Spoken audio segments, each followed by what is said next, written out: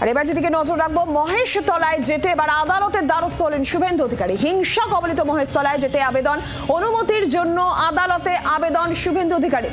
একজন বিধায়কের সঙ্গে নিতে চান শুভেন্দু।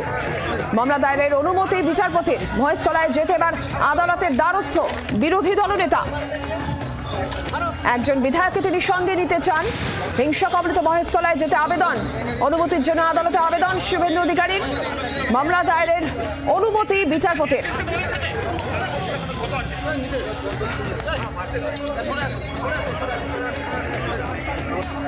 অর্ণবাংশু নিয়োগী রয়েছেন টেলিফোন লাইনে, আরো বিস্তারিত জানাবেন প্রতিনিধি অর্ণবাংশু। কি খবর রয়েছে?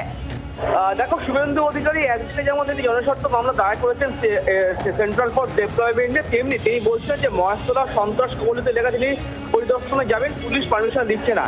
সেই কারণে তিনি হাইকোর্টে মামলা করেছেন। তার বক্তব্য, সেখানে 140 জারি করে রাখা হয়েছে। হাইকোর্ট পারমিশন দিক, আমি সেই পারমিশন মেনে শর্ত মেনে আমি দেখা করতে যাবো। মামলাটি দায়ের হয়েছে আগামী সোমবার 16 জুন এই মামলা পরবর্তী শুনানি। অর্ণবাংশু, ধন্যবাদ।